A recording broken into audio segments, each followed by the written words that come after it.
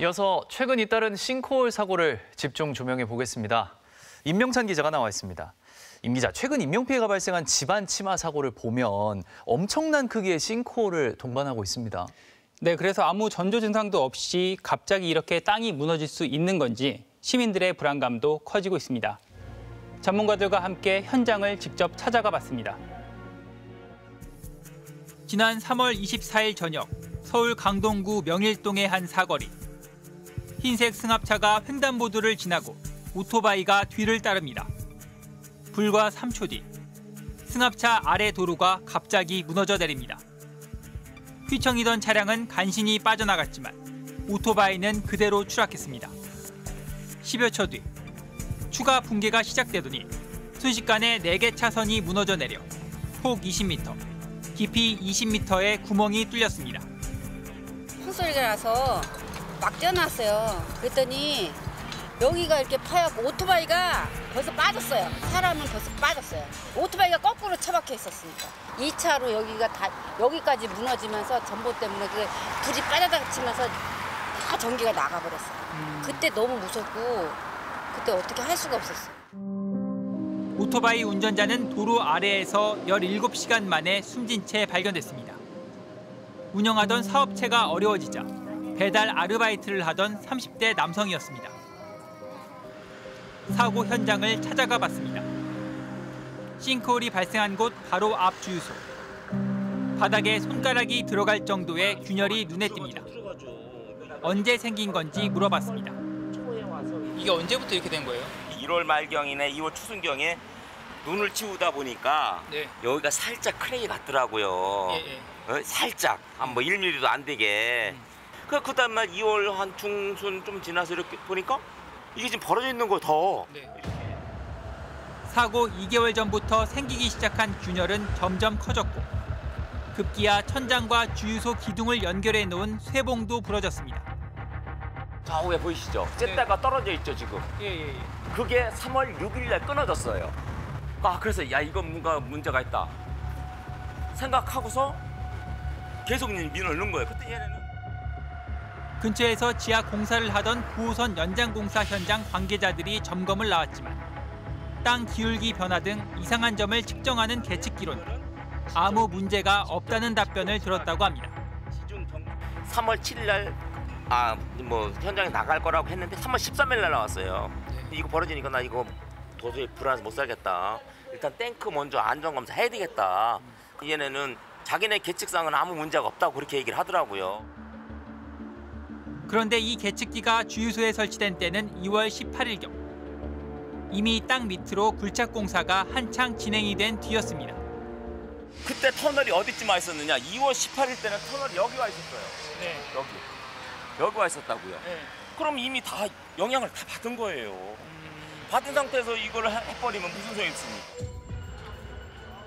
현장에 동행한 전문가는 이미 집안이 어느 정도 뒤틀리고 난 뒤 계측기를 설치해 이상한 점이 드러나지 않았을 가능성이 있다고 말합니다. 특히 이제 좀 안타까운 건 그렇습니다. 뭐냐면은 우리 주유소가 굉장히 중요한 구조물이잖아요. 굴착이 오기 전에, 그러니까 사전에 먼저 계측기를 좀 설치를 해야 되거든요. 사전에 설치를 하고 그 다음에 그 계속 굴착을 해가면서 계측기의 변화 상태를 좀 판단을 해야 돼요.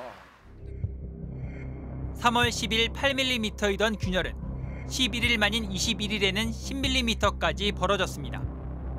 그리고 24일 대형 싱크홀 사고가 터지기 약 8시간 반 전. 불과 1m 정도 떨어진 위치에 작은 싱크홀이 먼저 생겼습니다.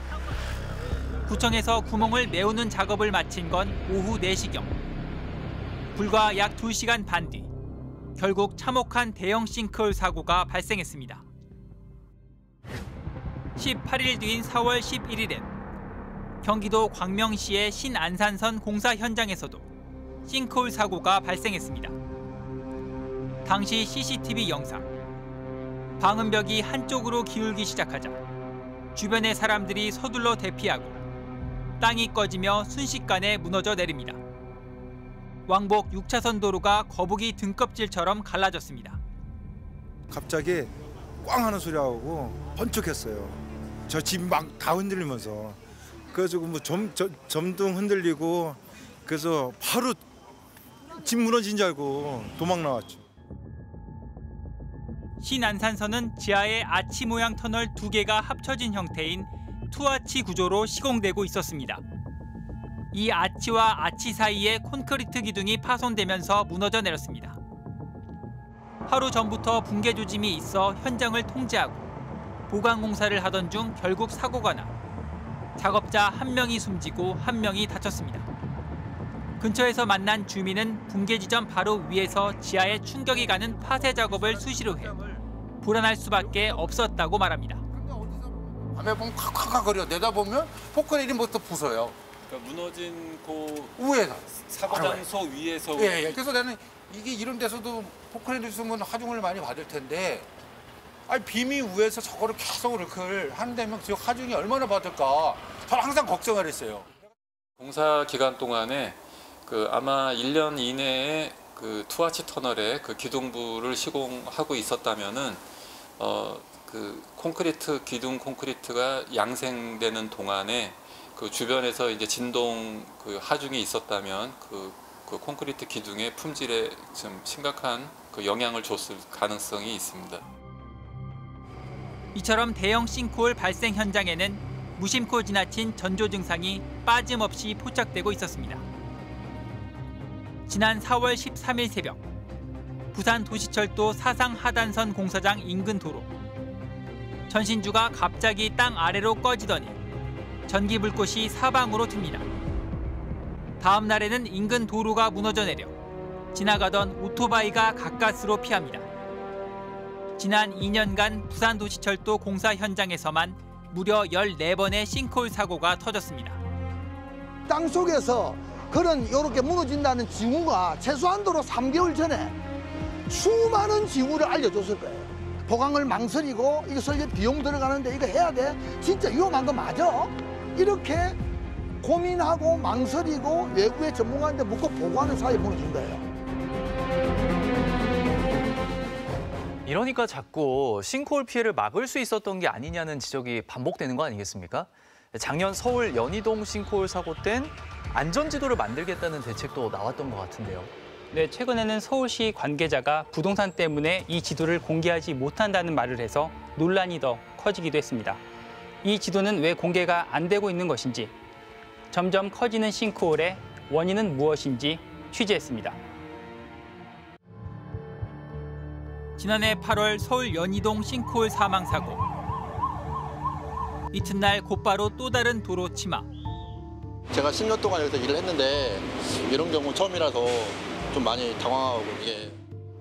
시민들의 불안감이 커지자 서울시는 연말까지 집안 침하 안전지도를 만들겠다고 공언했습니다. 집안 침하 가능성을 지역별로 분석해서 수치화하고 도면화하는 집안 침하 안전지도를 올해 말까지 구축해서 활용할 계획입니다.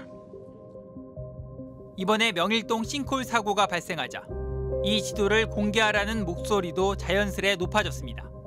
그래야 거기를 지나칠 때는 조심히 지나갈 수도 있고 근데 모르고 지나가면 언제 내가 다칠 수도 있고 그러니까는 걱정이 되는 거죠. 그거는. 그런데 서울시는 공개하지 않았습니다. 처음에 일부 언론에 밝힌 이유는 부동산 가격. 해당 지역의 집값에 영향을 주는 등 불필요한 논란을 일으킨다는 것이었습니다. 아니 사람이 불안하니까 주위 사람들 얼마나 불안해. 요거 뭐 난데없이 사람도 죽고 그냥 굉장히 불안하죠. 우리 부자만 위해서 사는 건가요? 논란이 되자 오세훈 서울시장이 직접 그런 취지가 아니라고 해명했습니다. 아직도 제대로 된 지도를 완성하지 못했다고 털어놨습니다. 저희가 무슨 부동산 가격에 영향을 미치는 걸 의식해서 어떤 그 정확한 지도를 가지고 있음에도 불구하고 공개를 안 하는 것처럼 그렇게 오해가 지금 빚어지고 있는데요. 토지를 비롯해서 지하의 이 물의 지하수의 흐름 같은 것을 반영한 완벽한 지도는 사실상 지금까지 제대로 만들어진 적이 없습니다. 서울시의 정보공개 심의회에서도 비슷한 대화가 오갔습니다. 서울시 관계자가 이 지도에 대해 사실 정보가 지하시설물 정도 수준이다. 집안치마 안전지도로 하기에는 기능적으로 부합하지 않는다라고 설명하자 정보공개 심의회 관계자가 작년에 마치 좀 진행이 완료된 것 같이 보도자료가 나갔다는 의견을 밝혔습니다. 결국 전력과 통신, 가스 같은 국가기관 시설 정보가 포함돼 있다는 이유로 비공개 결정이 내려졌습니다. 저는 사실 책임 회피를 하고 싶은 거라고 생각을 해요. 그래서 2024년에 나왔던 계획들이 지금까지 제대로 되지 않고 있고 그때는 마치 이런 대책이 있으면 싱크홀 사고를 막을 수 있을 것처럼 얘기를 했지만은 사실 그게 아니었다라는 사실을 좀 제대로 밝히고 싶지 않은 것 같아 보이고요. 그렇다면 정말 부동산과는 연관이 없는 것일까? 국토안전관리원이 집계한 최근 10년간의 싱크홀 사고는 총 1,423건. 약 절반은 상하수도관 문제 때문에 일어났습니다. 그런데 인명피해 같은 큰 사고로 이어지는 깊이 5m 이상의 대형 싱크홀만 따로 봤더니 결과가 좀 달라졌습니다. 2020년 경기도 구리시 8호선 연장공사 중 발생한 싱크홀. 22년 강원도 양양군 고층 건물 공사 현장 부근에서 발생한 싱크홀 등 지하공사 부실이 43%로 가장 핵심적인 원인이었습니다. 즉 대형 싱크홀은 땅 및 공사를 동반한 개발과 밀접한 관련이 있었습니다. 결국은 돈이에요. 저 언제 안에 얼마에 끝내라. 그러면 뭐가 떨어지겠어요? 품질이 떨어집니다. 품질이 떨어질 수밖에 없죠. 그렇죠. 품질이 떨어지면 결국 품질이 안전이랑 직결이 되는 건데 그거까지. 스트레이트는 아직 공식적으로는 원인이 규명되지 않은 서울 강동구, 경기도 광명시, 부산 사상구 사고의 원인도 직접 분석해봤습니다. 근처에 모두 산이 있었습니다. 평평한 집안이 압력에 의해 찌그러지면서 솟아오른 게 바로 산이기 때문에 연약한 단층이 존재했을 가능성이 큽니다.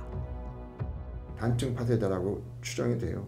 지질이 아까 이제 나오는데 갑자기 이제 흙이 확 변하거든요. 그게 단층 파쇄가 많으니까 풍화되니까 거기서 이제 약해져 가지고 물 확 들어오는 거예요. 그게 더 큰 공통점은 이 세 곳도 마찬가지로 땅밑을 파내는 지하철 공사 현장 근처라는 점이었습니다.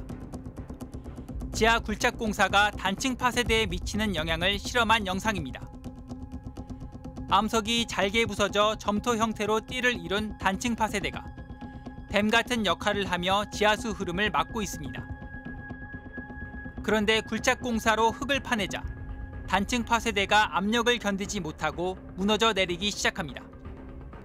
어느 순간 무너지는 속도에 가속이 붙으면서 지표면에 큰 구멍이 발생합니다. 한번 빠지면 이제 끊임없이 빠지게 됩니다. 왜냐하면 여기는 물이 높아가지고 수위가 높아가지고 물이 이렇게 계속 넘어가려고 하거든요. 확장을 하는 게 계속 여기가 빠져나가게 되면 여기가 이제 또 무너지고 확장을 하고 계속 확장을 하거든요. 이게. 서울 명일동 싱크홀 근처의 9호선 연장공사. 기존의 9호선을 내정거장 약 4km를 연장하는 사업입니다. 현재 종점인 중앙보훈병원역 인근에는 둔촌 주공아파트를 재건축한 올림픽 파크 포레온이 있고 새 종점 인근에는 고덕 강일 보금자리 택지지구가 개발되고 있습니다.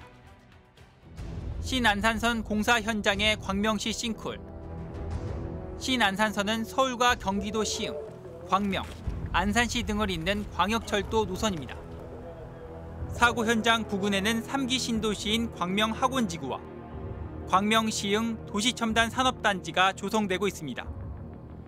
부동산 개발이 이뤄지는 지역들이 대형 싱크홀 위험에 노출됐을 가능성을 배제할 수 없는 겁니다. 도시가 계속 지금 팽창하고 그리고 교통 인프라라든지 이런 것들이 계속 만들어지잖아요. 지상에서는 할 수가 없는 거죠. 결국 지하로 갈 수밖에 없는 상황이고 그러다 보니까 위험지구 그러니까 강변이라든지 강부근에서 갈 때는 싱크홀이 많이 발생할 수밖에 없는 그런 상황인 거죠. 지난 2014년 서울 송파구 석촌동에서 대형 싱크홀이 발생한 후 정부가 내놓은 대책인 3차원 지하공간 통합지도. 10년간 예산 780억 원이 투입됐는데 상하수도 같은 지하 시설물 정보는 있지만 정작 집안 침하 사고 이력이나 연약 집안 정보 같은 싱크홀과 연결되는 정보는 포함되어 있지 않았습니다. 지하 공간 통합 지도라고 혹시 아시나요? 제가 그까지는 잘 모르겠는데. 혹시 뭐 그 싱크홀 관련해서 뭐 조치하거나 아니면은 뭐 예방 대책 세우거나 이럴 때는 이런 건 따로 뭐 이렇게 이용해서 해보신 적 없어요? 네, 그거를 직접 활용하고 한 건 없어요. 땅속으로 전자기파를 쏴서 지하의 상황을 살펴보는 지표 투과 레이더, GPR.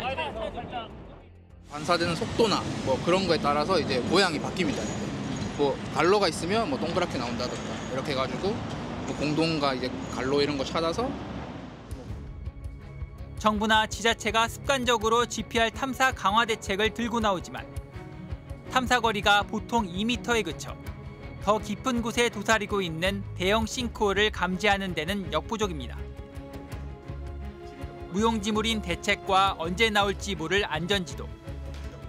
결국 싱크홀 발생 장소와 원인을 모아 안전을 챙기는 지도를 만든 쪽은 정부가 아닌 시민들이었습니다.